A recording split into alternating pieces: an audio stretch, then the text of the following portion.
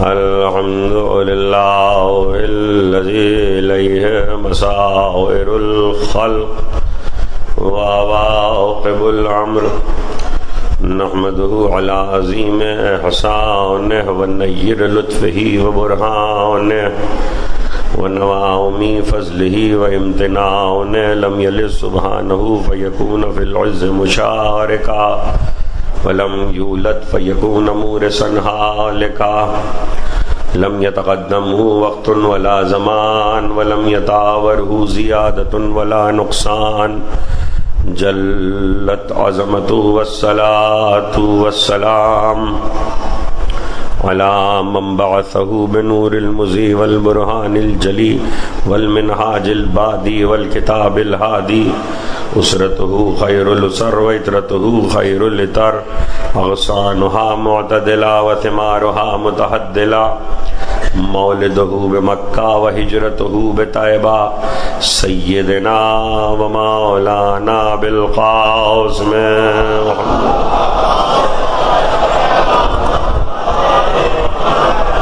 وأهل بيته الطيبين الطاهرين المعصومين المظلومين الذين أذهب الله عنهم الرجس وطهرهم تطهيرا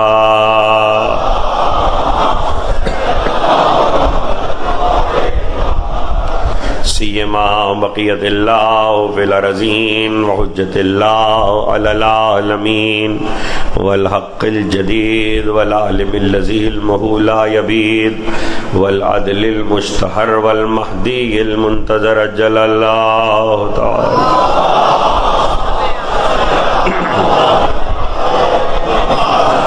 ولعنة الدائمة الباقية على أعدائهم ومنكر فضائلهم وغاصب حقوقهم أجمعين من يوم ظلمهم إلى يوم الدين أما بعد فقد قال الله سبحانه وتعالى في محكم كتابه الحكيم بقية الله خير لكم إن كنتم مؤمنين صلوات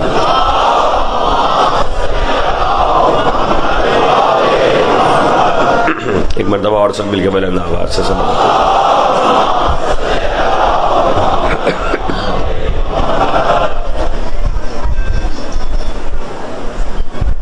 صلوات بیچیے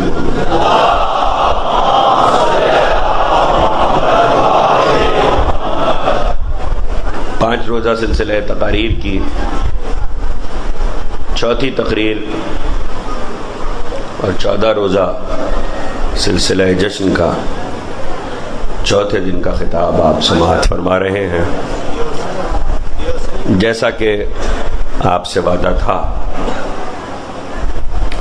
کہ اول 3 روز کے بعد ان 5 دنوں میں آخری 2 روز ہم اپنے زمانے کے امام حجت خدا سرکار زمانہ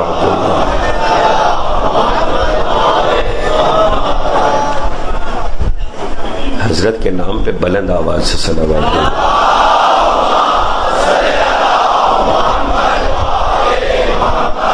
بارک اللہ فیکم بارک اللہ فیکم یوں بھی درود کے لیے پیغمبر کی حدیث ہے کہ ارفعوا اصواتکم بالصلاۃ علیہ فانھا تذھب بالنفاق جب مجھ پر درود بھیجو تو بلند آواز سے بھیجا کرو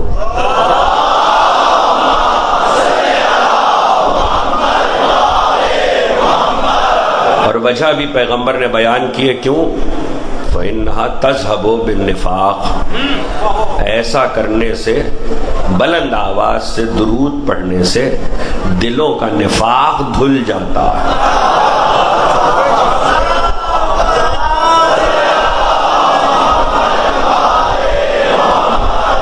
دلوں کا نفاق دھل جاتا ہے اور حضرت کے آنے سے پہلے نفاق کا دھلنا ضروری ہے حضرت کے آنے سے پہلے نفاق کا دلوں سے دھلنا ضروری ہے آپ کی خاموشی نے بتایا کہ کیوں آپ کی خاموشی سوال بن گئی ہے تو جواب بھی سن لیجئے کہ نفاق کا حضرت کے آنے سے پہلے دلوں سے دھلنا کیوں ضروری ہے؟ بات یہ ہے کہ اگر نفاق دلوں سے دھل جائے حضرت کے آنے سے پہلے تو بہتر ہے، اس لیے کہ ذوالفقار سے اب صرف وہ بچے گا جو خالص مومن ہوگا۔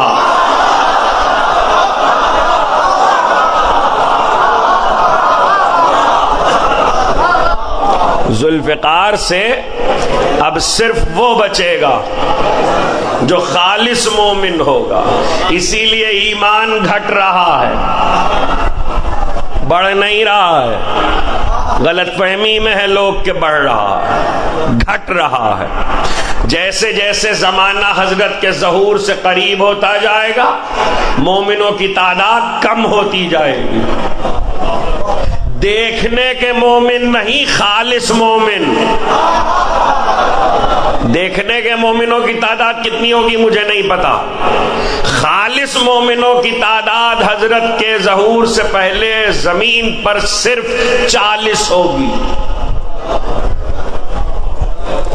آپ نہیں جھٹلا سکتے، کوئی نہیں جھٹلا سکتا، صرف 40 ہوگی۔ اسی لیے بڑے بڑے علماء نے جو صاحبان بصیرت ہیں انہوں نے یہ کہا کہ یہ دعا کرنے کے بجائے کہ خدا ہمیں مہدی کا ظہور دکھا دے، یہ دعا کرو کہ خدا ہمیں موت دے تو حضرت کی ولایت پر دے۔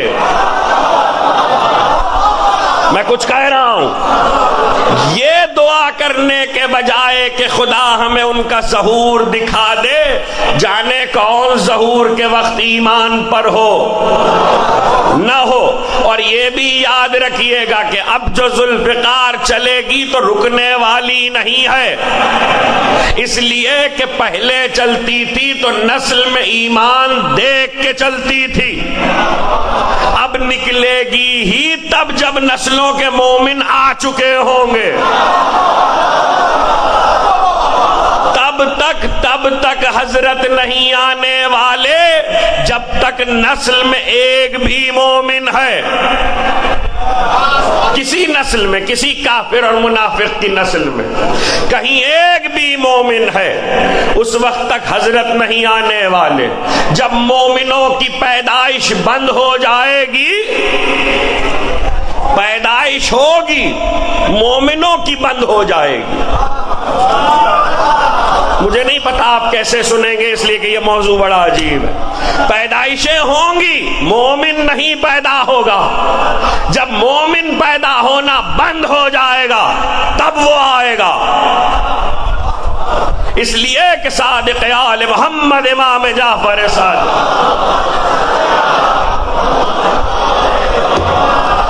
آغاز گفتگو ہے آج اور کل، 2 دن کی گفتگو ہے۔ ظاہر ہے کہ مجھے ظہور نہیں پڑھنا ہے، مجھے جانا ہے حضرت کے آمد تک، لیکن ذرا سا 2-4 جملے سن لیجئے تو میں اس منزل تک آ جاؤں۔ بتوفیق الہی بتائی دے محمد و آل محمد۔ پیدائش پوچھا گیا امام سے کہ حضرت کب آئیں گے؟ کہ جب نسلوں میں مومن آنا بند ہو جائیں گے۔ قرآن کی آیتیں اس پہ دلالت کرتی ہیں، اس لیے کہ ذوالفقار مومن پہ نہیں چلتی، اور اب جو نکلے گی تو اسے روکنے والا کوئی نہیں ہوگا۔ تو اس لیے ضروری ہے کہ ایمان کی حفاظت کی جائے۔ دیکھیے حضرت کا غیب میں رہ کر آپ پر نگاہ رکھنا، شیخ مفید کے نام حضرت نے اپنی توقی میں یہی کہا تھا کہ دیکھو ہمارے چاہنے والوں سے کہو کہ ہم ان سے غافل نہیں ہیں، دور ہیں۔ اگر غیبت کا فلسفہ آپ کو کوئی ممبر سے یا کتاب سے یہ بتا رہا ہے کہ معصوم آپ سے دور ہے اور آپ معصوم سے دور ہیں تو غلط ہے۔ غیبت کا فلسفہ معصوم اور چاہنے والوں کو دور کرنے کے لیے نہیں رکھا گیا ہے۔ غیبت کے فلسفے کا مطلب یہ ہے کہ جب 11 ائمہ ظاہر میں تھے تو جسموں کی ملاقات ہوتی تھی۔ غیبت اس لیے رکھی ہے تاکہ روح میں ملاقات کی طاقت پیدا ہو۔ کچھ کہہ رہا ہوں، غیبت اس لیے رکھی ہے تاکہ روحوں میں ملاقات کی طاقت پیدا ہو۔ حضرت کو جسموں کے ذریعے، ہاتھوں کے ذریعے مقام، جگہ، مکان یہ کریدنے کی ضرورت نہیں ہے۔ حضرت کی جستجو نہ کرو، اپنی روح کو اس قابل بناؤ کہ جو حضرت کی سمت پرواز کر سکے۔ اپنی روح کو اتنا طاقتور بناؤ کہ جو زمانے کے امام کی سمت پرواز کر سکے، اور وہ اسی وقت پرواز کرتی ہے جب حجت خدا یہ دیکھ لیتا ہے کہ تم نے انتخاب کس کا کیا ہے۔ جب ایمان خالص ہو جاتا ہے، جب یقین میں دراڑیں نہیں رہتی، جب ولایت میں شک نہیں رہتا، جب ولایت میں شک نہیں رہتا، جب یقین میں دراڑیں نہیں رہتی، جب ایمان خالص ہو جاتا ہے تو روح حضرت کی طرف پرواز کرنے لگتی ہے۔ اور پھر جب روح حضرت کی طرف پرواز کرتی ہے تو پھر ایسے میں انسان کو مکانیت کی محتاجی نہیں ہوتی۔ کوئی مومن ایسا نہیں ہے جو مرنے سے پہلے زندگی میں ایک دفعہ حضرت کا دیدار نہ کر لے۔ غیبت کا مطلب یہ نہیں ہے کہ کوئی یہ سمجھے کہ حضرت غائب ہے تو نظر ہی نہیں آئیں گے۔ ہر مومن پر مرنے سے پہلے زندگی میں ایک بار حضرت کا دیدار لازم ہے۔ اصول صرف اتنا ہے کہ جب تک وہ سامنے رہیں گے یہ پہچان نہیں پائے گا۔ جب تک سامنے رہیں گے یہ پہچان نہیں پائے گا، جب وہ چلے جائیں گے تب پتا چلے گا یہ زمانے کا امام ہے۔ راوی نے امام صادق سے پوچھا آپ کے فرزند کی غیبت کا، سنو میرے فرزند کی غیبت اصحاب کہف کی طرح نہیں ہے، یوسف کی طرح ہے۔ اصحاب کہف کی طرح نہیں ہے، یوسف کی طرح ہے۔ کہ اصحاب کہف کی غیبت کیا ہے، یوسف کی غیبت کیا ہے؟ کہ اصحاب کہف کی غیبت یہ ہے کہ اصحاب کہف کہاں ہیں؟ تم ان سے بے خبر ہو، وہ تم سے بے خبر ہیں۔ تم ان سے بے خبر ہو، وہ تم سے بے خبر ہیں۔ کہ تو پھر یوسف کا، یوسف کے بھائی مصر میں جب غلہ لینے پہنچے تو یوسف بھائیوں کے لمحے لمحے سے باخبر ہیں۔ بھائی سامنے ہیں، یوسف کو دیکھ رہے ہیں مگر پہچان نہیں پا رہے۔ میرے بیٹے کی غیبت یوسف کی طرح ہے، رہے گا تمہارے درمیان، تم پہچان نہیں پاؤ۔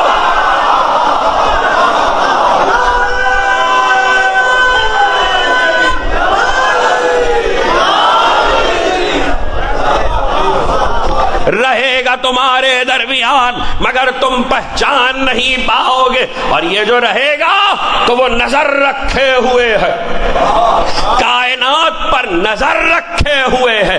آج تمہید ہے اور تفصیل اس کے ساتھ جتنی آج آ گئی، آج بتوفیق الہی بتائی دے محمد و آل محمد۔ باقی کل پرسوں آیت پڑھی تھی، اللہ نور السماوات والارض مثل نور ہی کمشکات فیہا مصباح والمصباح فی زجاجۃ والزجاجۃ کأنہا کوکب دری یوقد من شجرۃ مبارکۃ زیتونۃ لا شرقیۃ ولا غربیہ یکاد زیتها یضیء ولو لم تمسسہ نار نور علی نور یہدی لنورہ من یشاء۔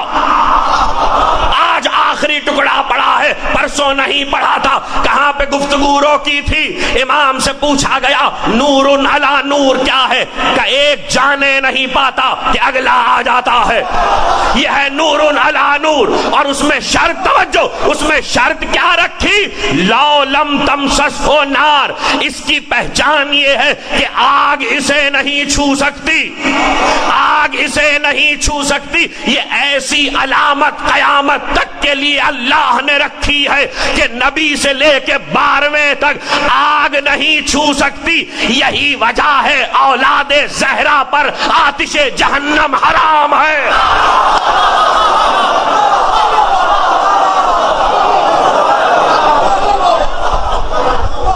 ایک اور آیت بھی ہے، اس وقت موضوع نہیں ہے، پھر کبھی موضوع ہوا تو سناؤں گا، لیکن اس وقت یہ سنا رہا ہوں۔ آگ نہیں چھو سکتی، دلیل دینا ہے، اس لیے مثال عرض کرنا ضروری ہے۔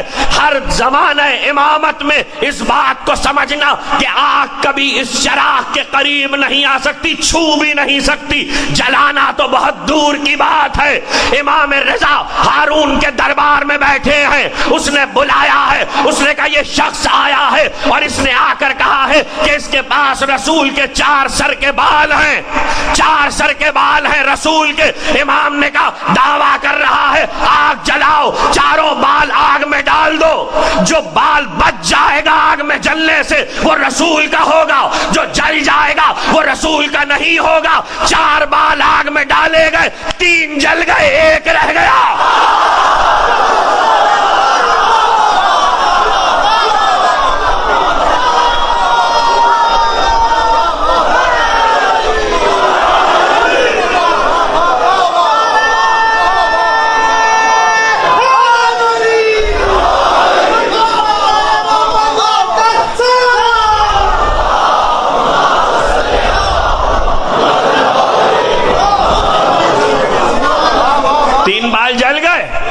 بال رہ گیا۔ آگ نہیں چھو سکتی۔ محرم کی مجلس ہوتی تو پھر کچھ اور نقطے دیتا، لیکن محرم نہیں ہے، مجھے اپنے 12ویں سرکار کے ذکر تک جانا ہے۔ اب آیت آگے بڑھی، وَلَوْ لَمْ تَمْسَسْهُ نَارٌ نُورٌ عَلَى نُور، یہ تو نور پر نور ہے اور نور پر ہی خاتمہ ہوگا۔ اس نور کو یاد رکھیے گا، یہدی لنورہ من یشاء، اللہ جو چاہتا ہے اس کی ہدایت اس نور کی طرف کرتا ہے۔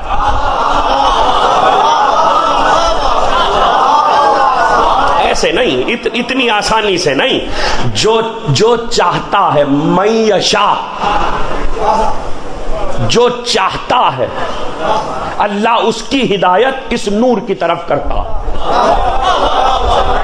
اس کا مطلب ہے جو نہیں چاہتا وہ 12ویں تک نہیں پہنچ سکتا۔ کچھ کہہ رہا ہوں، جو نہیں چاہتا، دقیق ہے، بات دقیق ہے، لیکن اس کو سمجھتے چلیے، جو نہیں چاہتا وہ 12ویں تک نہیں پہنچ سکتا، جو چاہتا ہے خدا اس کی ہدایت کرتا ہے۔ ایک چھوٹی سی مثال سن لو چاہنے میں۔ آیت اللہ مفتی طیب آغا الجزائری، خدا ان کی زندگی دراز کرے، پاکستان میں بہت سے لوگ ان سے واقف ہیں، پاکستان میں وہ تشریف بھی لاتے رہے ہیں، ہندوستان کے اردو زبان میں بہترین مجلسیں پڑھتے ہیں، لندن میں اشرا پڑھتے رہے، انٹرنیٹ پر ان کے اشرے بھی موجود ہیں، ویب پر، مختلف سائٹس پر۔ قم میں عرصہ دراز سے ہیں، بحر الانوار کی آئمہ کی جلدوں میں، جن جلدوں کا ترجمہ ہوا ہے اجزاء کا، اس میں 2 جلدوں کا ترجمہ ان کا کیا ہوا ہے۔ ان کی 12ویں سرکار پر ایک کتاب ہے، اس میں بھی یہ واقعہ موجود ہے۔ دوسرا حوالہ آغا آیت اللہ حسن ابتہی کی کتاب میں بھی یہ واقعہ موجود ہے جو سنا رہا ہوں۔ من یشاء صرف بتا رہا ہوں، من یشاء کیا ہے، کون چاہتا ہے۔ مجھے حضرت کی ولادت اور ظہور تک آنا ہے، لیکن ذرا سا کچھ سن لیجئے۔ کون چاہتا ہے، وہ کون ہے جو چاہے۔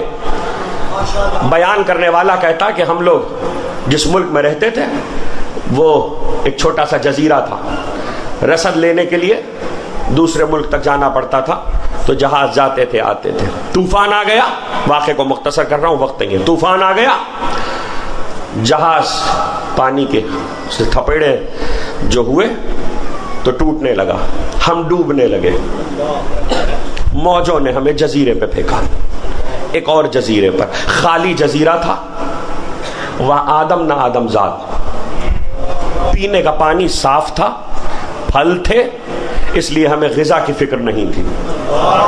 ہم جتنے دن بھی رہے، جب طوفان ٹھہر گیا تو ہم نے وہاں سے نکلنے کی سبیل کی۔ درختوں کی لکڑیوں سے ہم نے ایک چھوٹی سی کشتی بنائی اور ہم نے نکلنے کا ارادہ کیا۔ بادبانی کشتیاں ہوا کے زور پہ چلتی ہیں، چلائے سے نہیں چلتی۔ ایک دفعہ چل دیں تو انہیں واپس نہیں لایا جا سکتا۔ وہ کہتا ہے بادبانی کشتی بنا کے ہم جو نکلے تو ہوا یہ کہ سب بیٹھ گئے، کشتی دھکیلنے میں پیچھے رہ گیا، کشتی ہوا کے زور پہ نکل گئی، میں اکیلا جزیرے میں رہ گیا۔ اب یہ اکیلا ہے اور یہ خود روایت کر رہا ہے، کہہ رہا ہے اکیلا رہ گیا مگر ابھی جزیرے میں نہیں ہوں، اس لیے کہ میں پانی میں اتر چکا تھا کشتی کو دھکیلنے کے لیے۔ تو کہتا ہے کہ پانی کی موجوں نے دوبارہ مجھے ادھر سے ادھر پھینکا، موجیں بہت تیز تھیں، اتنا دور پھینکا کہ رہا تو میں جزیرے کے قریب مگر پشت جزیرہ پہ آ گیا۔ سامنے کی طرف کے بجائے پہاڑی تھی پشت پر اور پہاڑی کے پیچھے جزیرہ تھا، تو پہاڑی سے چڑھنے کی جگہ نہیں تھی، میں ادھر آ گیا۔ جیسے ہی میں ادھر پہنچا تو اب میں چاہتا تھا کہ میں کسی طریقے سے موجوں سے اپنے آپ کو بچا لوں، تو میں نے پہاڑی سے اپنے آپ کو روکا، لیکن میں اوپر چڑھ نہیں سکتا تھا، تو میں نے انہی کو پکارا جنہیں میں پکارتا تھا۔ توجہ کیجئے گا، معیشہ سنیے، معیشہ کیا ہے؟ کہ میں نے انہی کو پکارا جن کو میں پکارتا تھا۔ جیسے ہی میں نے پکارا تو میں نے دیکھا کہ جس مقام پر پہاڑی کے نچلے حصے پر پانی کے ساتھ میں ہوں، وہیں پر ایک اژدہا اوپر سے اترنا شروع ہوا۔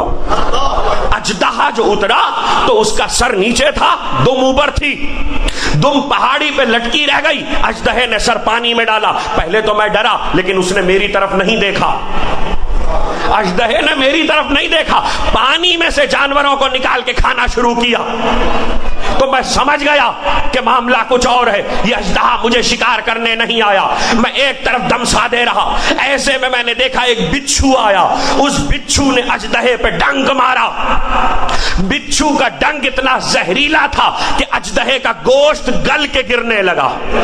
اژدہے کا گوشت جو سارا گل کے گرا تو اس کی ریڑھ کی ہڈی سیڑھی بنی ہوئی رہ گئی۔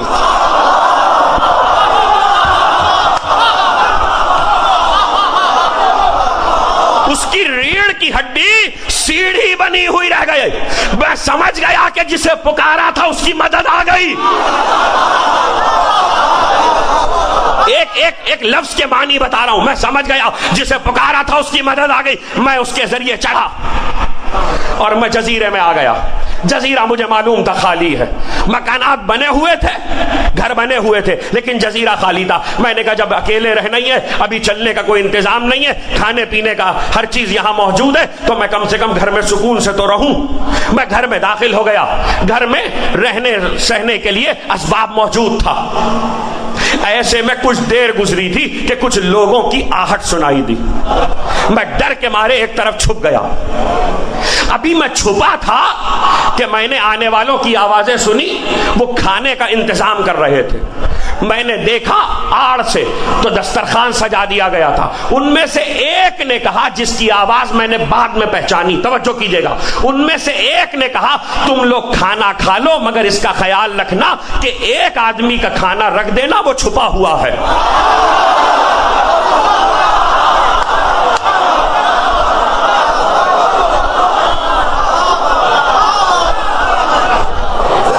ایک آدمی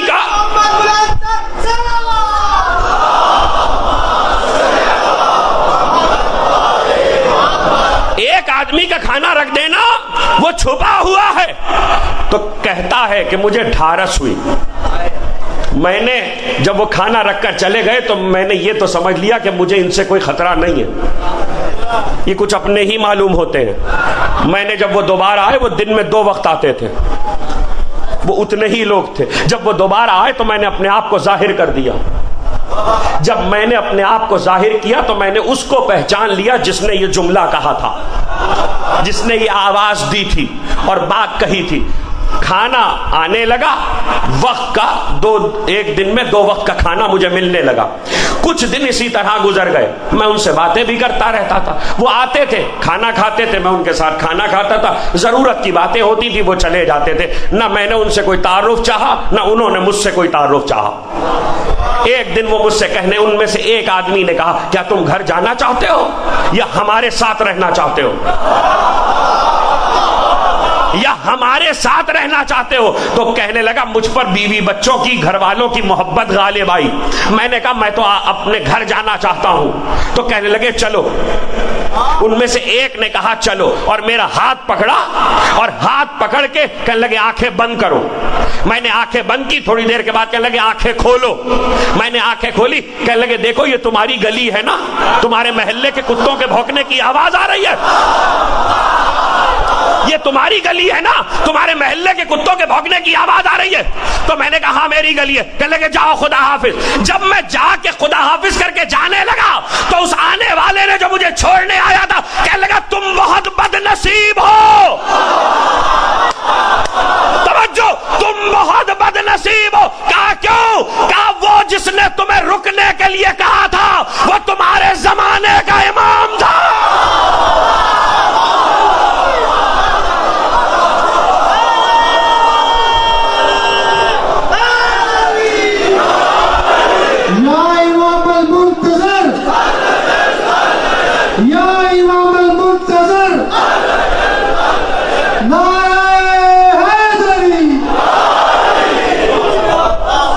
وہ تمہارے زمانے کا امام تھا۔ تمہیں دو چیزوں میں سے کوئی ایک انتخاب کرنا تھا۔ تم پر گھر والوں کی اور بیوی بچوں کی محبت غالب آئی، تم نے زمانے کے امام کا ساتھ چھوڑ دیا۔ من یشاء سمجھ میں آیا؟ من یشاء، جو چاہے، جو نہ چاہے اسے نہیں ملتے۔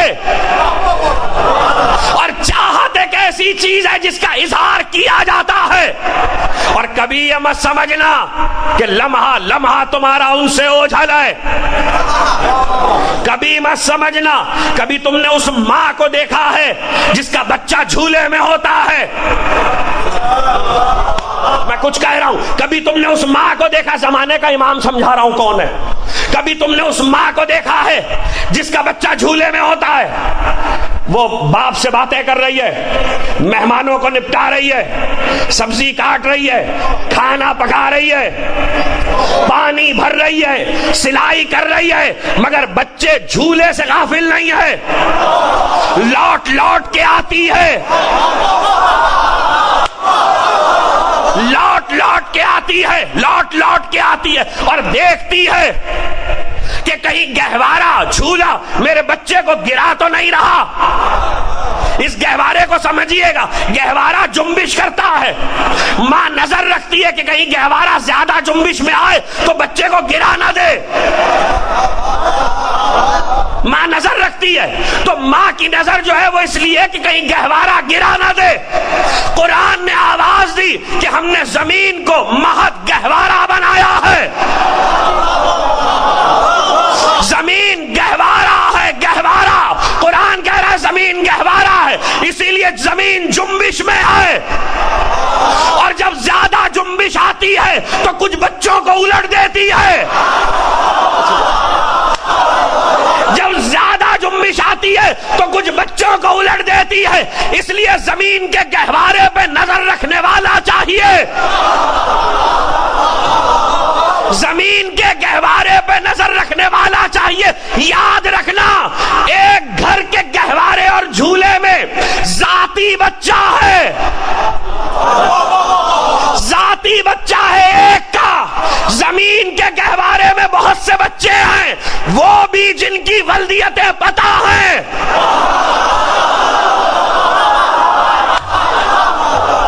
وہ بھی جن کی ولدیتیں پتہ نہیں ہیں۔ تو ایک نظر رکھنے والا چاہیے ہے جو زمین کو کنٹرول کر کے رکھے تاکہ ایسے بچے گر نہ جائیں۔ میں کیسے بتاؤں آپ کو کہ کون کب گرتا ہے؟ انسانوں سے نہیں سمجھا سکتا، مجھے معاف کرنا، جس چیز کی اجازت نہیں ہے وہ نہیں بتا سکتا۔ اتنا بتا سکتا ہوں جانور کی مثال دے کر کہ راوی نے امام سے پوچھا پرندہ کب شکار ہوتا ہے؟ راوی نے امام سے پوچھا پرندہ کب شکار ہوتا ہے؟ امام نے کہا جب ہمیں بھول جاتا ہے۔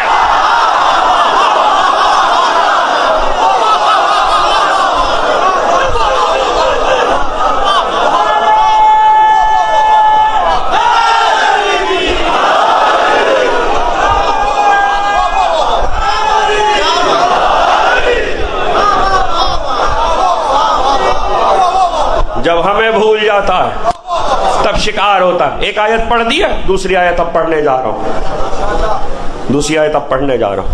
وَأَشْرَقَتِ الْأَرْضُ بِنُورِ رَبِّهَا, جب زمین اپنے پروردگار کے نور سے روشن ہو جائے گی. آیت ہے نا قرآن کی. جاؤ حوالے دے دوں گا, لیکن میں ایسا حوالہ دے رہا ہوں کہ کسی کو اعتراض نہ ہو. بہت سے لوگ آج کل مختلف قسم کی چیمگوئیاں کرنے لگے, اس لیے ہر طرح کے حوالے دے دیتا ہوں جس کو جیسا حوالہ چاہیے. تفسیر نور الثقلین کی کچھ جلدیں اردو میں ترجمہ ہو کر آ چکی ہیں, اس میں بھی دیکھ لو, حویزی کی تفسیر میں موجود ہے. اور ہمارے وقت کے فقیہ آیت اللہ شیخ حسین وحید خراسانی نے اپنے درس خارج میں اس آیت سے یہی استدلال کیا. اب وہ حدیث سنا رہا ہوں جس کو انہوں نے اپنے استدلال میں پیش کیا کہ راوی نے امام کی بارگاہ میں حاضر ہو کر پوچھا کہ وَأَشْرَقَتِ الْأَرْضُ بِنُورِ رَبِّهَا کیا ہے. زمین اپنے پروردگار کے نور سے روشن ہو جائے گی, تو یہ زمین کا پروردگار کون ہے؟ یہ زمین کا رب کون ہے؟ تو امام نے فرمایا رب الارض ہوا امام الارض. زمین کا پروردگار اس کا امام ہے. اس میں کوئی شرک نہیں ہے, اس میں کوئی شرک نہیں ہے. زمین کا پروردگار اس کا امام ہے. کسی کو دلیل چاہیے تو ایک جملے میں کہہ دیتا ہوں, اسی لیے علی ابو تراب ہیں.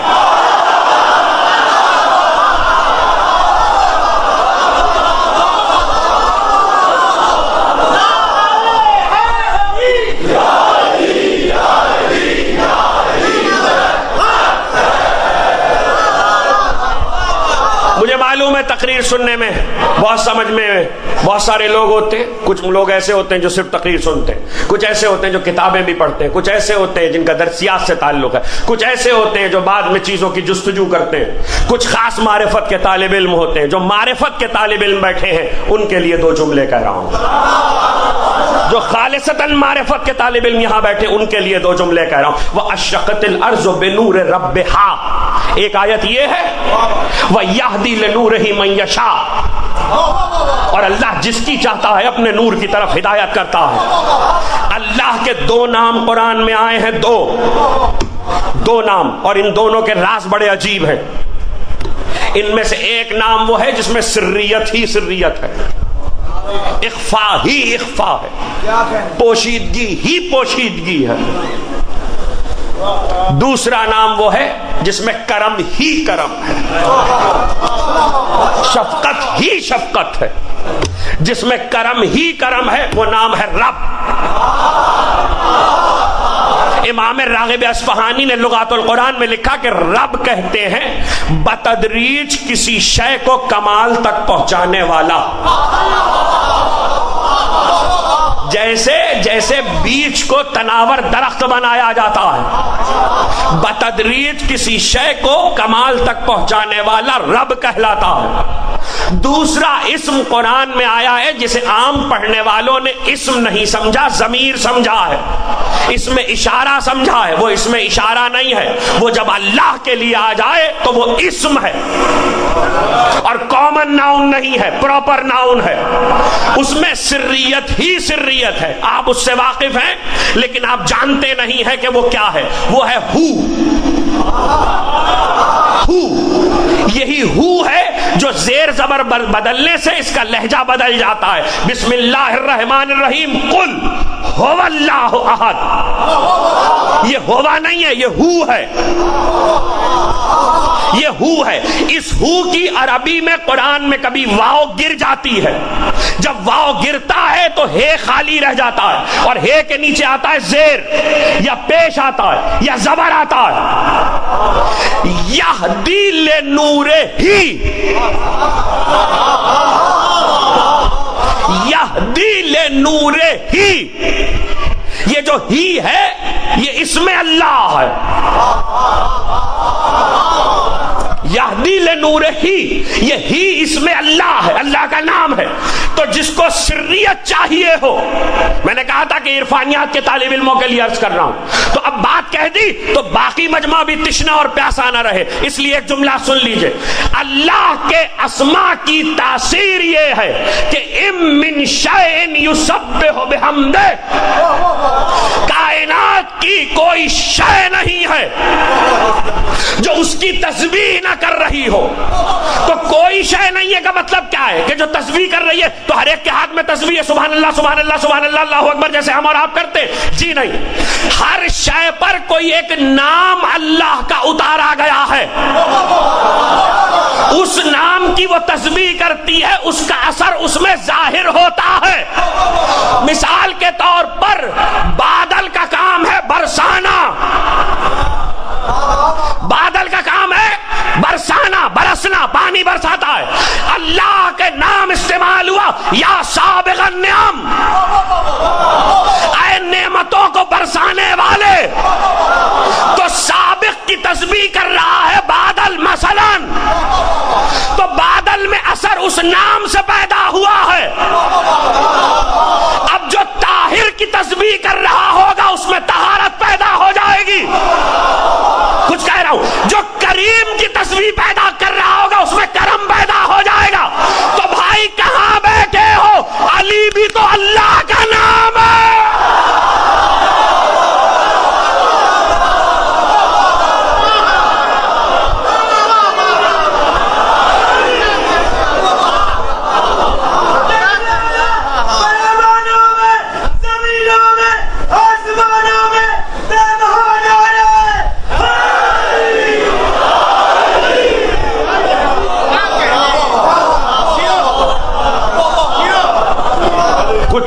کچھ بات پہنچی آپ تک؟ علی بھی تو اللہ کا نام ہے۔ کیا جو کریم کی تسبیح کرے گا اس میں کرم پیدا ہوگا، جو رحیم کی تسبیح کرے گا اس میں رحم پیدا ہوگا، جو جواد کی تسبیح کرے گا اس میں جود پیدا ہوگا، تو جو علی کی تسبیح کرے گا اس میں الوف پیدا ہوگا، بلندی پیدا ہوگی۔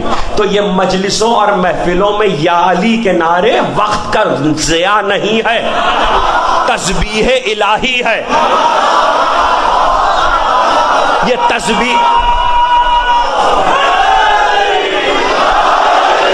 یہ یا علی کی صدایں تسبیح خدا ہے۔ اول کے نام کی اجازت ہے، آخر کے نام کی اجازت نہیں ہے آپ کو۔ آخر کا نام وہی ہے جو پہلے معصوم کا نام ہے۔ منع ہے، حرام ہے، حرام ہے اس لیے نہیں لیتا، جو لے گا گناہ کرے گا۔ صرف یہ بتایا کہ توڑ کے بتا سکتے ہو، میم ہے میم دال، اور کہا کہ جس نے وہ نام لیا اس نے حضرت کی طرف اشارہ کیا، جس نے اشارہ کیا اس نے نشاندہی کی، جس نے نشاندہی کی اس نے پتہ بتایا، جس نے پتہ بتایا اس نے دشمن کو حضرت تک پہنچایا، جس نے دشمن کو حضرت تک پہنچایا وہ ہم میں سے نہیں ہے۔ اس لیے اس نام کو لینے سے ممانعت ہے کہ یہ نام نہ لیا جائے جب تک حضرت آ نہیں جاتے۔ پہلے کے نام کی اجازت ہے۔ کچھ لوگ آج اٹھے ہیں، میرا فرض ہے عقیدوں کی اصلاح، کچھ لوگ اٹھے ہیں جنہوں نے لڑانا شروع کر دیا ہے اور آوازیں بلند ہونے لگی، یا علی کب تک کہو گے، یا مہدی کہو۔ آپ تک پہنچی نہیں پہنچی، مجھ تک تو پہنچی ہے۔ یا علی کب تک کہو گے، یا مہدی کہو۔ زمانے کے امام کو پکارو، اما ان کو پکارے کہ ان کو پکارے، بات تو ایک ہی ہے۔ آپ بیٹھے کہاں ہیں؟ بات تو ایک ہی ہے۔ پہلے نبی سے تو پوچھ لو کہ پکارنے کے آداب کیا ہیں۔ نبی نے خود بتایا ہے کہ پکارتے وقت کس طرح کس کو پکارنا چاہیے۔ طویل حدیث ہے، صرف 2 جملے سنا رہا ہوں۔ پیغمبر نے کہا ہر مشکل میں علی کو آواز دو، اور جب تلوار گردن پہ آ جائے تو مہدی کو پکارو۔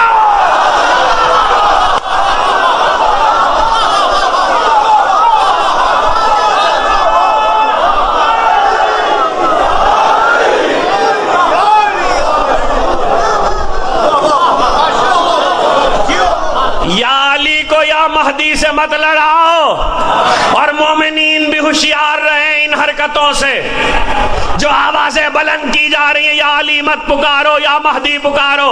اما یا علی پکارو گے مدد تو مہدی ہی کرے گا،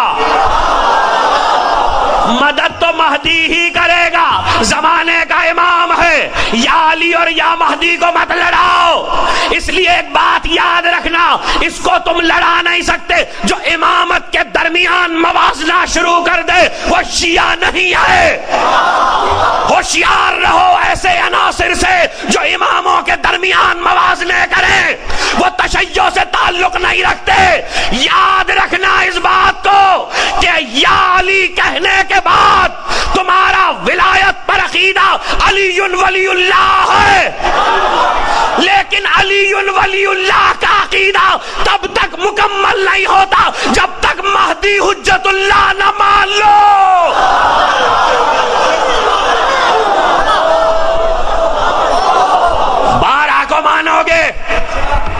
بارہ کو مانو گے تو عقیدہ مکمل ہے، اور جیسے بتایا گیا ہے ویسے مانو۔ اپنی مرضی سے ماننے سے کچھ نہیں ہوگا، اپنی مرضی سے ماننے سے کچھ نہیں ہوگا۔ سر من را، آج جس شہر کو سامرا کہتے ہیں، 255 ہجری 255 ہجری آنے والا آ گیا۔ اب وہ تفصیل تو یقیناً آپ شب میں سنیں گے، لیکن ظاہر ہے کہ میں بات کر رہا ہوں امام پر، اس لیے کچھ تو سناؤں گا آپ کو۔ دیکھیے عجیب بات یہ ہے کہ نرجس خاتون یہ کہتی ہیں، یہ ہے کون؟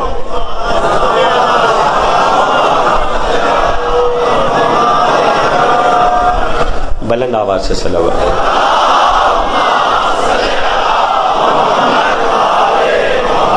نرجس خاتون یہ کہتی ہیں کہ جب بھی حکیمہ خاتون، حکیمہ خاتون کون؟ ایک امام کی بیٹی، ایک امام کی بہن، ایک امام کی پھوپھی، ایک امام کی دادی، نسل علی و زہرا۔ حکیمہ خاتون کا مرتبہ اس گھر میں وہی ہے جو علی کی بیٹیوں کا علی کے گھر میں تھا۔ حکیمہ خاتون، نرجس خاتون کہتی ہے کہ جب بھی حکیمہ میرے گھر میں آتی تھی، اچھا گھر میں آپ کو پہلے سمجھا دوں، آج یا کل کی تقریر میں کام آئے گا۔ بنی ہاشم کے گھر بنانے کا ایک خاص طریقہ تھا۔ بنی ہاشم کے گھر عام گھروں کی طرح عرب میں نہیں بنتے تھے، اور اس کی وجہ بنی ہاشم کا حجاب تھا، پردہ تھا۔ میں آپ کو پہلے بنی ہاشم کے گھر کا نقشہ بتا دوں۔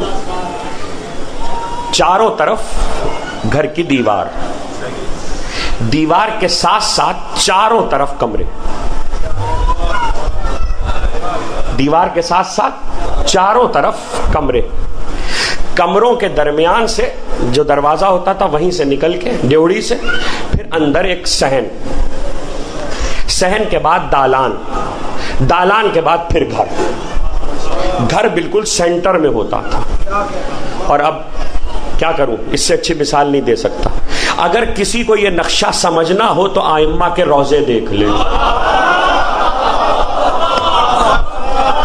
آج آئمہ کے جو روضے بنے ہوئے ہیں وہ بنی ہاشم کے گھر کے نقشے پہ بنے ہیں۔ روضے میں داخل ہوتے، چاروں طرف دیوار کے ساتھ ساتھ کمرے ہیں، رواق ہیں، اس کے بعد صحن ہے، صحن کے بعد دالان ہے، دالان کے بعد پھر درمیان میں گھر ہے۔ کبھی کبھی دالان کے بعد ایک اور صحن ہوتا تھا اور اس کے بعد درمیان میں گھر ہوتا تھا۔ اس گھر کے نقشے کو یاد رکھیے گا۔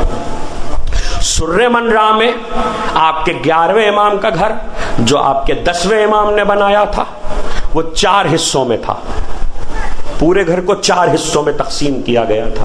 آج بھی اس میں کے بعض حصے 11ویں امام کے اسی روضے میں باقی ہیں، اور آپ جا کے دیکھ سکتے ہیں۔ یہ جو سرداب ہے، روضہ ہے، عسکرین کا سانحہ ہوا لیکن ابھی نقشہ باقی ہے، تو آپ اسے دیکھ سکتے ہیں۔ پرانی تصویریں بھی دستیاب ہیں، ویب پر بھی موجود ہیں۔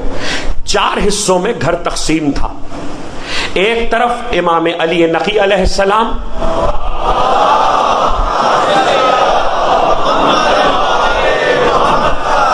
اور ان کی زوجہ رہتی تھی اور باقی بچے رہتے تھے. دوسری طرف امام حسن عسکری رہتے تھے.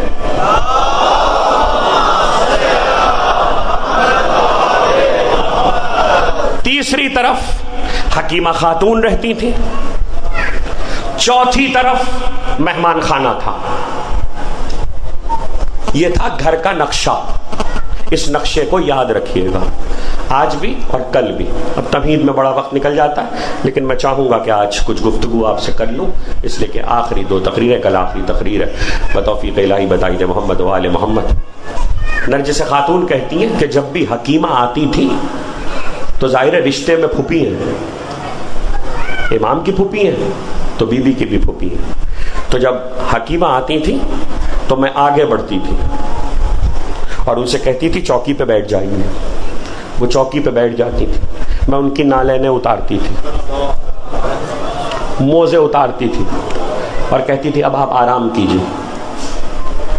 آج جب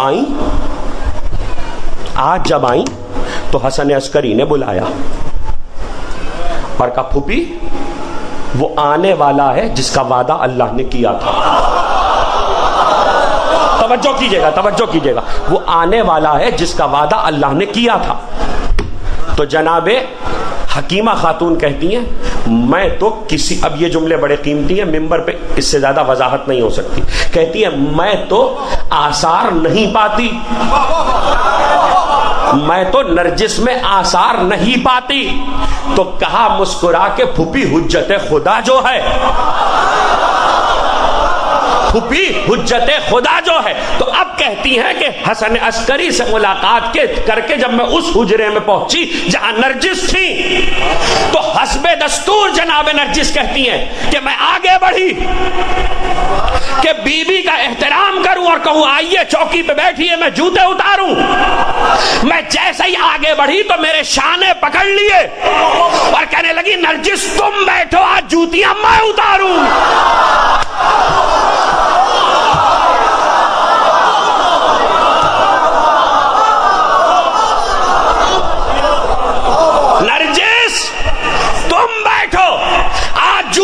میں اتاروں گی. واقعہ تو آپ نے سن لیا. نرجس گھبرا گئی. کہا بی بی آپ دختر زہرا ہیں. بھئی توجہ، آپ دختر زہرا ہیں، آپ دختر علی ہیں. تو کہنے لگی نرجس تم حجت خدا کی ماں ہو، علی کا وارث آنے والا ہے. آپ نے دیکھا، میں کیسے بتاؤں آپ کو، آپ نے دیکھا احترام کس کا ہوا، احترام کا قانون بدلا. کل تک گھر کی بہو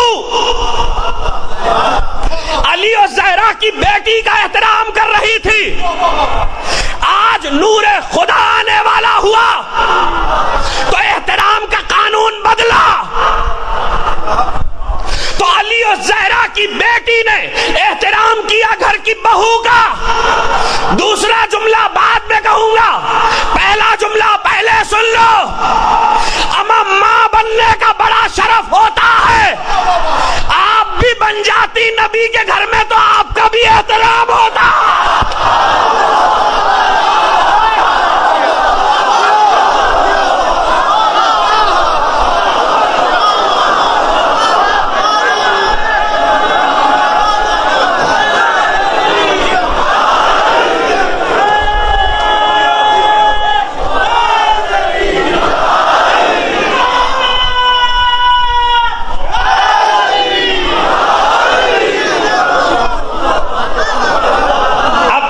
احترام کا تسلسل سمجھ لیجئے.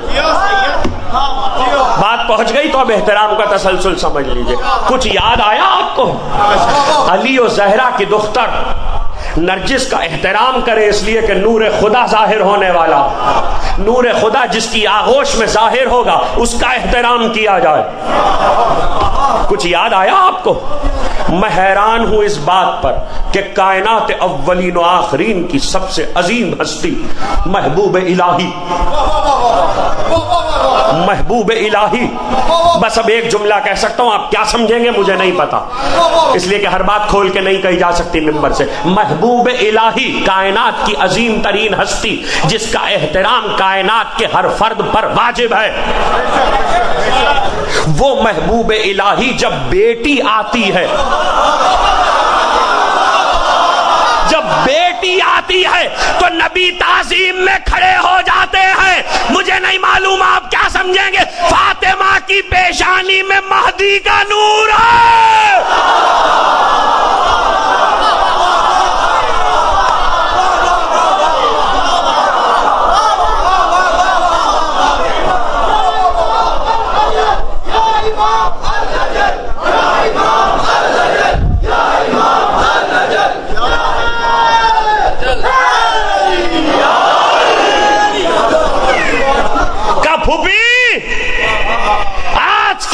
یہیں رک جائیے۔ حکیمہ خاتون رک گئی، کہتی ہیں رات بھیگنا شروع ہوئی۔ اب جو رات بھیگنا شروع ہوئی تو میں مڑ مڑ کر دیکھوں اور حجرے سے دوسرے حجرے سے آواز آئے، پھوپھی جلدی نہ کیجئے۔ حسن عسکری دوسرے حجرے میں، پھوپھی وقت آیا ہی چاہتا۔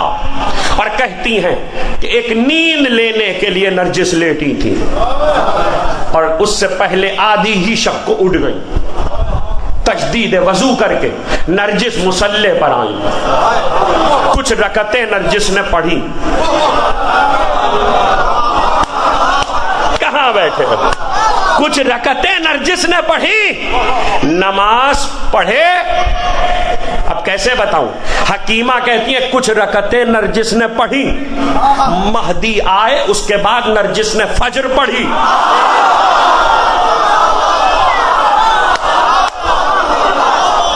مہدی آئے، اس کے بعد نرجس نے فجر پڑھی۔ اب وہ درمیان کی بات سن لو، کہتی ہے کچھ رکعتیں نرجس نے پڑھی کہ میرے اور نرجس کے درمیان ایک نور کا پردہ آ گیا۔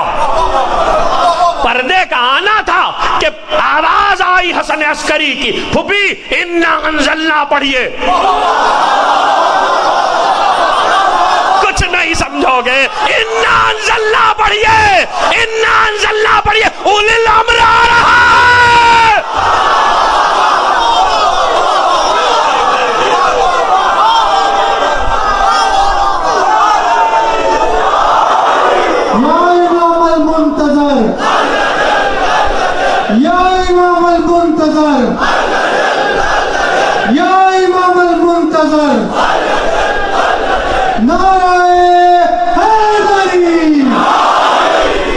تحفہ لے جاؤ، تحفہ۔ ممبر پہ ایسی باتیں بتاتا نہیں ہوں، نہ علماء میں کوئی بتائے گا، میں تو طفل مکتب ہوں، مگر علماء میں بھی کوئی بتانے کا عادی نہیں اور نہ بتائی جاتی ہیں، لیکن ذکر آ گیا تو امام کے صدقے میں تحفہ دے رہا ہوں۔ انا انزلنا کیوں کہا پڑھنے کو؟ انا انزلنا کی تفسیر آ رہی تھی۔ پہلے سمجھا دوں، مہدی کو انا انزلنا کی ضرورت نہیں تھی، انا انزلنا کو مہدی کی ضرورت ہے۔ اب تحفہ لے لو، وہ دن ہے اور آج کا دن ہے۔ معصوم کی روایت ہے، کسی ماں کے ہاں بچے کی ولادت میں مشکل آ جائے تو انا انزلنا پڑھو۔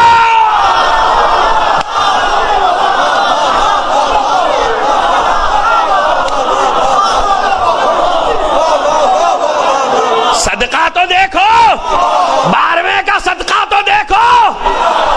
اشرا پڑھا جا سکتا ہے انا انزلنا پر، بچوں کو یاد کراؤ، بچوں کو رٹاؤ، نئی نسل کو پابند بناؤ، اٹھتے بیٹھتے چلتے پھرتے انا انزلنا پڑھو۔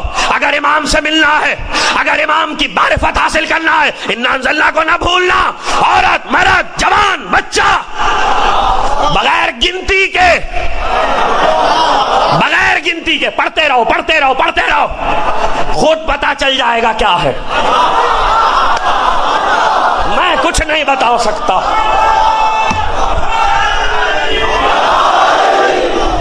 میں کچھ نہیں بتا سکتا، اور بار بار کہا ہے تو بات سن لیجئے، چونکہ یہ مسئلہ ایسا ہے، کوئی سورہ قرآن مجید کا آپ کو پڑھنے کے لیے عالم بتائے، فقیہ بتائے، کوئی دوست بتائے، کوئی سورہ بغیر بسم اللہ کے نہیں پڑھا جاتا، اور جتنی دفعہ پڑھا جائے گا اتنی دفعہ بسم اللہ ہے اس سورے کے ساتھ، یہ بسم اللہ سورے کا جزو ہے۔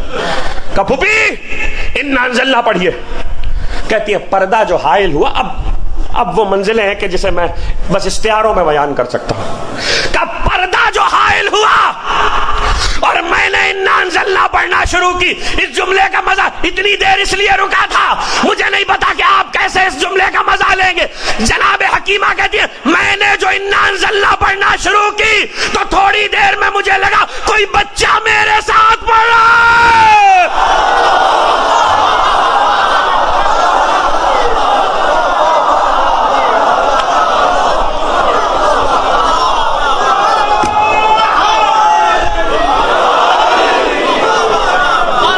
کوئی بچہ میرے ساتھ انا انزلنا پڑھ رہا۔ اب جملہ سنیے، کہتی ہیں کہ اب جو آواز انا انزلنا کی کہنے میں نے زندگی میں اتنی عمدہ آواز نہیں سنی۔ ہائے ہائے، خطیب سلونی کی پوتی کہہ رہی ہے، خطیب سلونی کی پوتی کہہ رہی ہے، لہن محمدیہ کی بیٹی کہہ رہی ہے میں نے زندگی میں اتنی عمدہ آواز نہیں سنی۔ آواز بلند ہوئی اور اچانک وہ پردہ ہٹا۔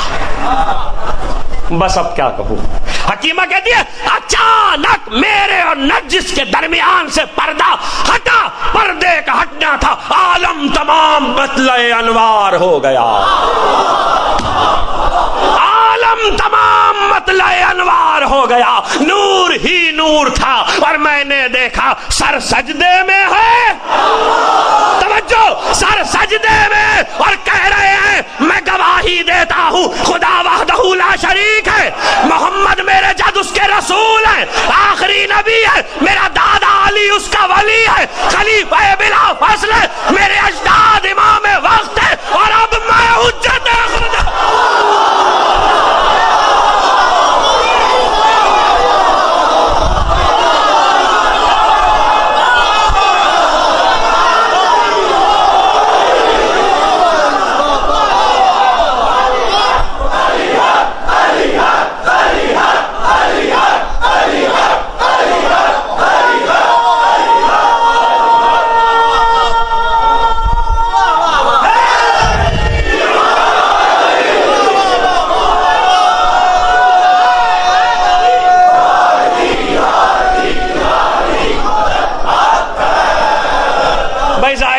صاحب اور زوار صاحب مجھے معاف کریں گے، میں نے 10 دن پہلے ہی 14 شعبان بنا دی،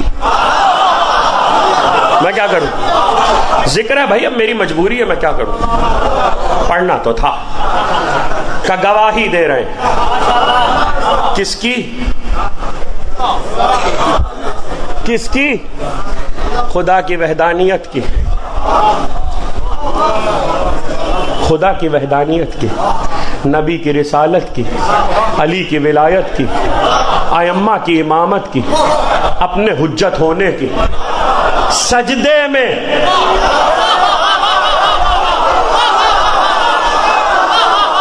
سجدے میں، اور یہ ایک بات یاد رکھیے گا، یہ صرف 12واں نہیں ہے جو سجدے میں یہ سب کہہ رہا ہے،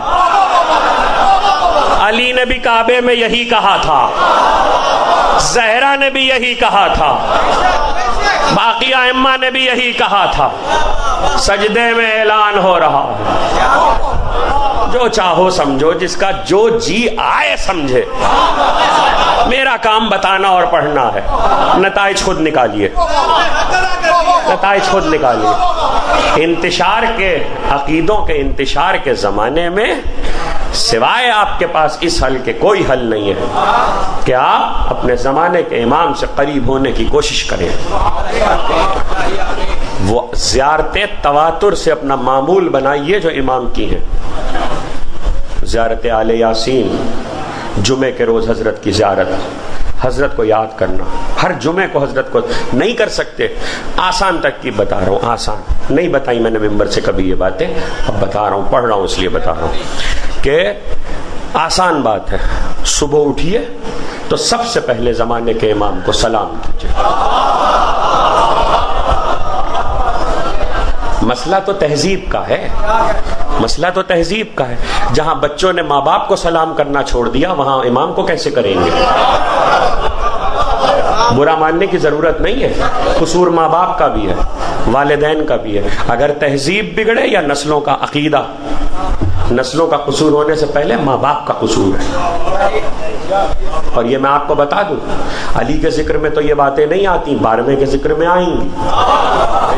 اس لیے آئیں گی کہ 12واں کرے گا احتساب، 12ویں کو ہر ایک کو حساب دینا پڑے گا. تو 12ویں کے ذکر میں یہ بات آئے گی. اگر نسب طاہر ہے، اگر نسب طاہر ہے اور اس کے بعد بھی اولاد کا عقیدہ خراب ہو گیا تو ماں باپ سمجھ لے کہ انہوں نے زندگی میں اولاد کو حرام کھلایا ہے، حرام کھلایا ہے. حرام حرام لقمہ دہن میں گیا اور ولایت علی رخصت ہوئی. اس غلط فہمی میں کوئی نہ رہے کہ علی کی ولایت لقمہ حرام کے ساتھ دل میں رہتی ہے. جیسے بد نسبی میں ساتھ نہیں رہتی، ایسا ہی لقمہ حرام میں ساتھ نہیں رہتی. اس لیے کہ لقمہ حرام، دیکھیے علی ہے پاکیزہ، ولایت علی ہے پاکیزہ. آج جتنی بات ہو جائے کل اس پر بات کریں گے. لقمہ ہی تو سب سے قیمتی ہوتا ہے. یہ لقمہ تو نبیوں کے ہاں قیمتی رہا ہے، میں اور تم کیا ہیں؟ یہ لقمہ نبیوں کے ہاں قیمتی رہا ہے، میں اور تم کیا ہیں؟ یہ لقمہ ائمہ کے ہاں قیمتی رہا ہے، میں اور تم کیا ہیں؟ کہا پھوپھی لائیے میرے وارث کو، سنو، کہا پھوپھی لائیے میرے وارث کو. پھوپھی لے کر آئی، نرجس ساتھ آئی، گود میں لیا. حکیمہ کہتی ہے اتنا خوبصورت بچہ، کل شرح کروں گا اس جملے کی انشاءاللہ بتوفیق الہی بتائی تھے محمد و عالم. اتنا حسین بچہ میں نے نہیں دیکھا. محمد تقی کو دیکھا، علی نقی کو دیکھا، حسن عسکری کو دیکھا. کہہ رہی ہے اتنا حسین بچہ میں نے نہیں دیکھا.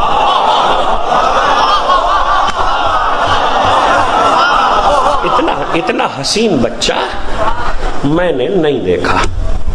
لائیے. بی بی کہتی ہیں جناب نرجس خاتون کہ پرواز کر رہے تھے کچھ سفید رنگ کے پرندے زمانے کے وارث کے سر پہ. کھلے آسمان کے نیچے نہیں بیٹھے تھے،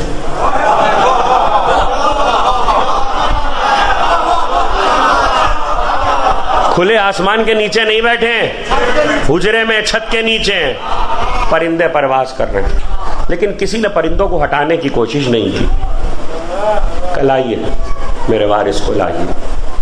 وارث کو لیا، اذان و اقامت کہی اور اس کے بعد ایک پرندے کو اشارہ کیا. پرندے کو اشارہ کیا، پرندہ قریب آیا. کہ لے جاؤ، خدا کے حوالے کیا. تب حکیمہ کہتی ہے میں سمجھی کہ یہ فرشتہ ہے. ملک تھا، اس نے شہزادے کو سنبھالا. کہا حکیمہ پھوپھی جائیے، 40 دن کے بعد اس بچے کو آپ دیکھیں. 40 دن کے بعد کہاں گیا؟ راز ہے امام کا. لیکن ماں کی ابھی بچہ ابھی پیدا ہوا آیا ہے دنیا میں، ایسی ماں کی گود سے بچے کو 40 دن کے لیے دور کر دیا جائے تو ماں کے چہرے پہ تھوڑا سا ملال آ جاتا ہے. ماں کے چہرے پہ ملال آیا. نرجس خاتون کا چہرہ دیکھا. اب جملہ آپ سمجھیں، مسکرا کے کہنے لگے حسن عسکری نرجس پریشان مت ہو، اس پر کسی اور کا دودھ پینا حرام ہے.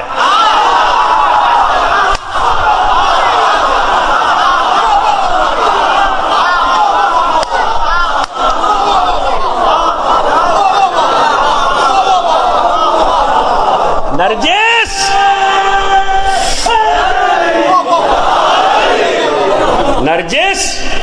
پریشان مت ہو، اس پر کسی اور کا دودھ پینا حرام ہے۔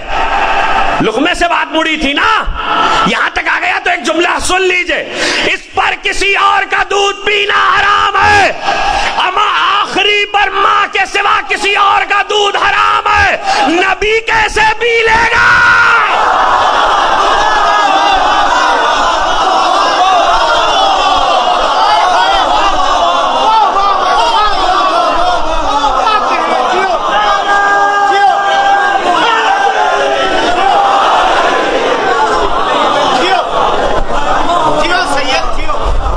نبی کیسے پی لے گا؟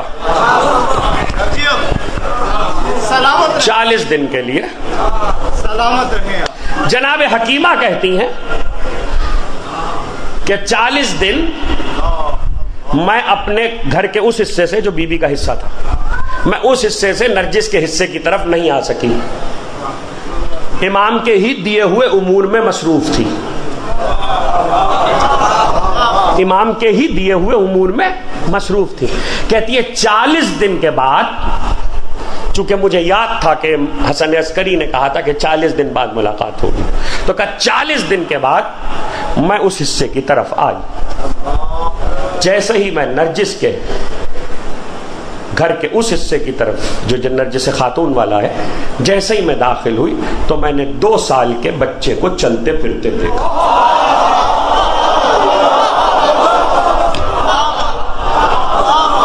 معصوم سمجھ میں آ رہا ہے؟ میں نے 2 سال کے شہزادے کو چلتے پھرتے دیکھا۔ یہ معصوم کی باڑ ہوتی ہے، عام بچوں سے مختلف ہوتی ہے۔ عام بچے جتنا مہینے میں بڑھتے ہیں، معصوم ہفتے میں بڑھتا ہے۔ احمد ابن اسحاق قمی، آج کی تقریر ختم کر رہا ہوں، کل یہیں سے گفتگو کا آغاز۔ احمد ابن اسحاق قمی حضرت کے، کل بھی ان کا ذکر ہوگا انشاءاللہ، میں توفیق الہی بتائیے محمد و آل محمد، حضرت کے رازدار صحابیوں میں ہیں، بہت رازدار ہیں، ان کا بہت سی جگہوں پہ نام ہے، ان سے حدیث روایت ہے۔ اولین جاننے والے لوگوں میں کہ زمانے کا وارث آ گیا یہ بھی ہیں، حسن عسکری کا بیٹا آ گیا یہ بھی ہیں۔ کہتے ہیں 15 شعبان جب مجھے اطلاع ملی تو اس کا دوسرا دن حسن عسکری کے برابر والے سے برابر والے گھر میں سر منرا میں ایک عیسائی ماہر رہتا تھا نجوم کا، روئے عرض پر اس سے زیادہ علم نجوم جاننے والا نہیں تھا، میں اس کے پاس چلا گیا، عیسائی تھا، میں نے اس کے پاس جا کر کہا کہ ایک بچے کا زائچہ بنوانا ہے، کہ مجھے ضروری اعداد و شمار دے دو، میں زائچہ بنا دیتا ہوں۔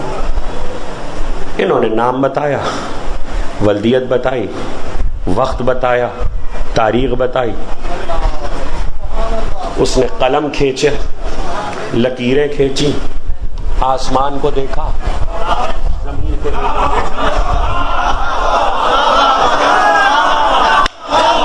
اس نے آسمان کو دیکھا، زمین کو دیکھا، پیشانی کا پسینہ پوچھا۔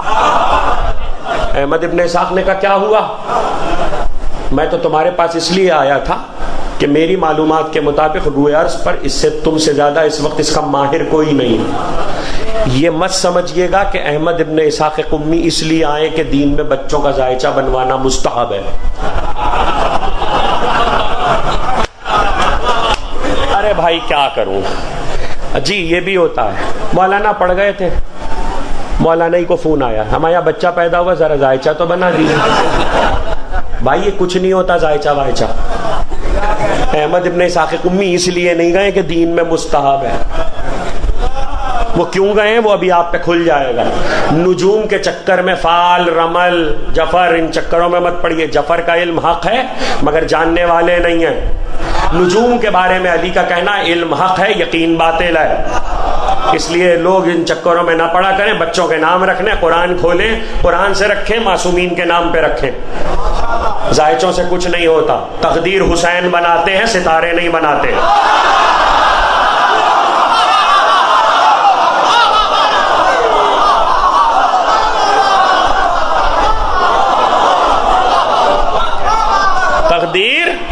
حسین بناتے ہیں، زمانے کا امام بناتا. جاؤ زیارت آل یاسین پڑھو، زیارت آل یاسین میں مل جائے گا کہ ادھر سے جو فیصلہ صادر ہوتا ہے وہ اس وقت تک نافذ نہیں ہوتا جب تک زمانے کا امام دستخط نہ کر دے. تقدیر کا فیصلہ، قدر کبھی قضا میں نہیں بدلتی جب تک کہ وقت کا امام دستخط نہ کر دے. اسی لیے شب قدر آتی ہے. اس نے آسمان کو دیکھا، زمین کو دیکھا، پیشانی کا پسینہ پوچھا کہ کیا ہوا؟ کہ نہ میرا علم غلط ہے نہ میں تمہیں جھوٹا سمجھتا ہوں.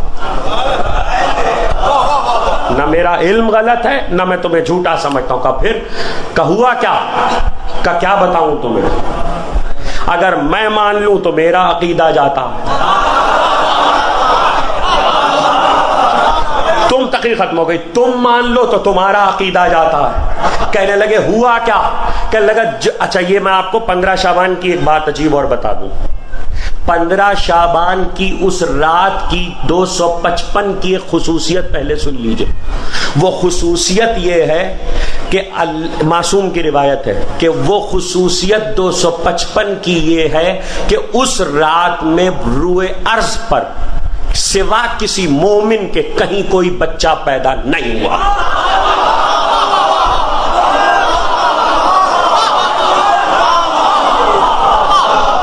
نہ کسی کافر کے ہاں نہ کسی منافق کے ہاں. کوئی بچہ پیدا ہوا تو صرف مومنوں کے ہاں ہوا. اب رہ گیا وقت. اب تاریخ کا مسئلہ نہیں ہے، اب وقت کا مسئلہ. ذائچے میں وقت قیمتی ہوتا ہے.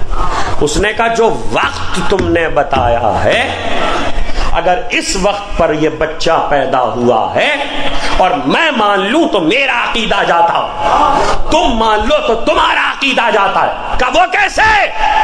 کہ سیدھی سی بات 2 جملوں میں کرتا ہوں. میرے عقیدے کے مطابق عیسیٰ کا باپ پیدا نہیں ہو سکتا، تمہارے عقیدے کے مطابق خدا پیدا نہیں ہو سکتا.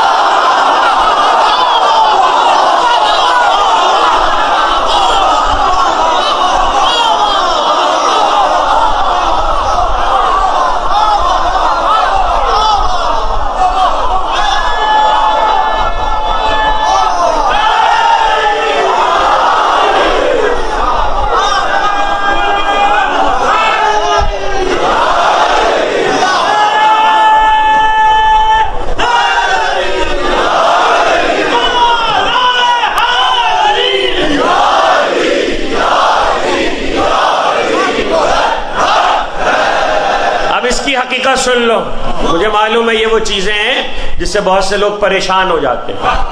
اب اس کی حقیقت سن لو. میں نے آپ کو ایک عیسائی کا قول سنایا ہے، احمد ابن اسحاق قمی کا نہیں.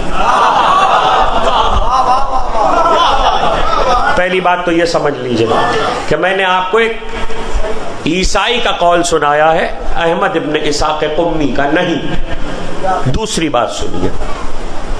دوسری بات یہ ہے کہ یہ جو آنے والا ہے اس کی ایک خصوصیت ایسی ہے کہ اس خصوصیت پہ کائنات میں کوئی فائز نہیں.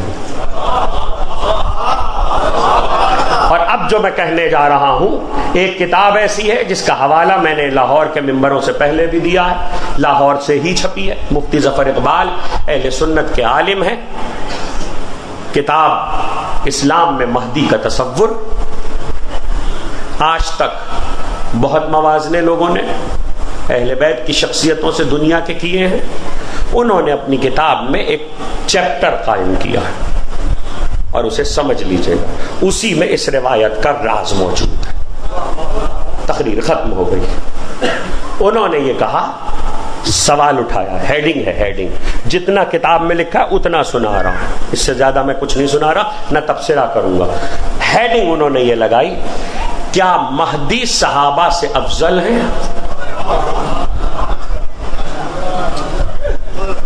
توجہ کیجئے گا. کیا مہدی صحابہ سے افضل ہیں؟ وہ نیچے اہل سنت کی دلیلیں لکھتے ہیں. ہاں مہدی صحابہ سے افضل ہیں. مجھے وہ دلیلیں نہیں سنانی. ہاں مہدی صحابہ سے افضل ہیں. اسی میں ایک دلیل وہ بھی ہے کہ عیسیٰ کو نماز پڑھائیں گے. عیسیٰ کو نماز پڑھائیں گے. لیکن اب اس کے بعد کی ہیڈنگ سنیے, کیا مہدی خلفائے راشدین سے افضل ہیں؟ یہ ان کا عقیدہ سنا رہا ہوں جو انہوں نے لکھا ہے. کیا مہدی خلفائے راشدین سے افضل ہیں؟ تو وہ لکھتے ہیں مفتی ظفر اقبال, ہاں مہدی خلفائے راشدین سے افضل ہیں, اس لیے کہ خلفائے راشدین رسول کے خلیفہ ہیں, یہ اللہ کا خلیفہ.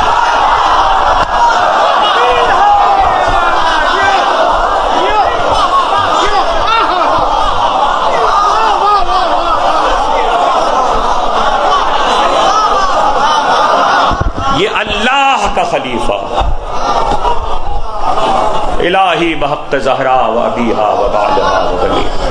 خدا بندہ یہ اہل بیت کا ذکر کرنے والے, تیری حجت کا تذکرہ کرنے والے, بانی محفل, حاضرین محفل, سب کی دعاؤں کو قبول فرما, سب کی توفیقات میں اضافہ فرما.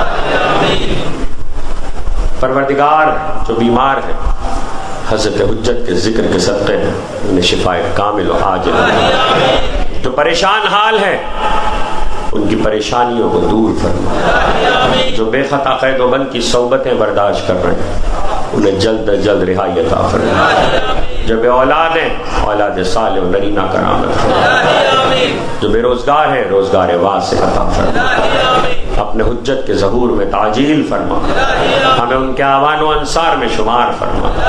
اگر تیرا امر حتمی جسے ہم موت کہتے ہیں ہمارے ان کے ظہور کے درمیان حائل ہو جائے تو ہمیں قبروں سے اٹھا کے اپنے ہادی سے ملحق کر دے. آج 4 شعبان ہے, آج کا دن بھی مبارک ہے. آیت میں پڑھتا ہوں, 5 دفعہ درود نزل کیجئے. ان اللہ و ملائکتہ یصلون علی النبی یا ایھا الذین آمنوا صلوا علیہ وسلموا تسلیما.